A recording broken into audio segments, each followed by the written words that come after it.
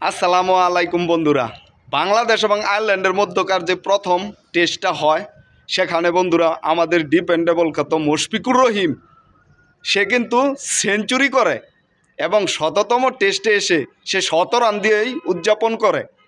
তার সাথে আমাদের লিটন কুমার দাস সেও কিন্তু সেঞ্চুরি করে। কি অসাধারণ একটা খেলা ছিল বন্ধুরা। মুশফিকুর রহিমের কথাই বলি, ১০০তম টেস্টে সে শতক দিয়েই উদযাপন করলো এবং বিসিবিও তাকে যোগ্য যে সম্মানটা ছিল সেটা দিয়েছে এবং সে মাঠে নেমেই সেঞ্চুরি করে। তবে তার এই অসাধারণ খেলা দেখে বন্ধুরা আমরা কিন্তু এক্সাইটেড যে এত সুন্দর খেলা খেলেছে আমাদের ডিপেন্ডেবল খ্যাত মুশফিকুর রহিম। তবে বন্ধুরা আমি আশা করব মুশফিকুর রহিম যাতে আরও ২-৩ বছর খেলাটা কন্টিনিউ করে, কারণ বাংলাদেশের ভিতরে সেই সবচেয়ে বেশি টেস্ট খেলে এবং ১০০তম টেস্টও খেলে।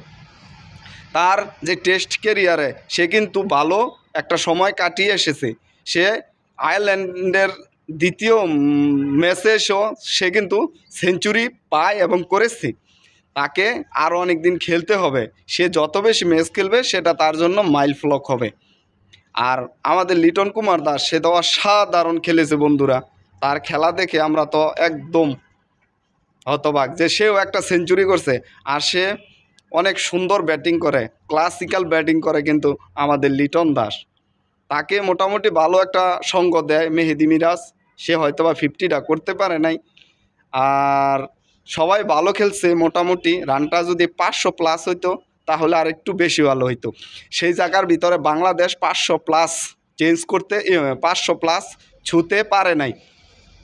তো এখান থেকেই হয়তোবা আয়ারল্যান্ড এখন ব্যাটিং করতেছে, দেখা যাক তারা কি করে। তবে আর্লি তাদের যদি ফেলে দেওয়া হয় তাহলে তারা কিন্তু ফলো আনে পড়বে, আর ফলো আনে পড়ে গেলে তাদের আবার ব্যাটিং করতে হবে। তাহলে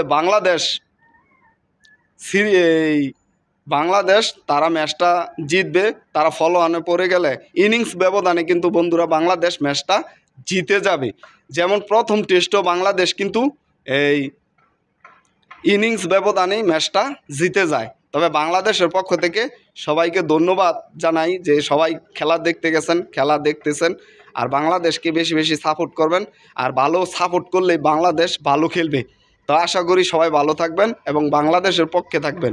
তবে আমি একটা কথা না বললেই নয়, মোহাম্মদ আশরাফুল একজন অসাধারণ ব্যাটসম্যান ছিল, বাংলাদেশের প্রথম সুপারস্টার। আর তার যে টেকনিক সেটা পুরাই কাজে লাগাতে সক্ষম হয়েছে বাংলাদেশ দল। তাকে দীর্ঘমেয়াদী রাখা হোক। তবে আমি আর একটা কথা বলতে চাই যে আমাদের মাশরাফি বিন মর্তুজাকেও যেন বোলিং কোচ হিসাবে রাখা হয় শন টেডের সাথে পাশাপাশি। এটা আমার একটা আশা এবং এটা সবাই একটা জোর দাবি করবেন, একটা আওয়াজ তুলবেন যেতেন মাশরাফি বিন মর্তুজা আসতে পারে। ধন্যবাদ সবাইকে, ভালো থাকবেন।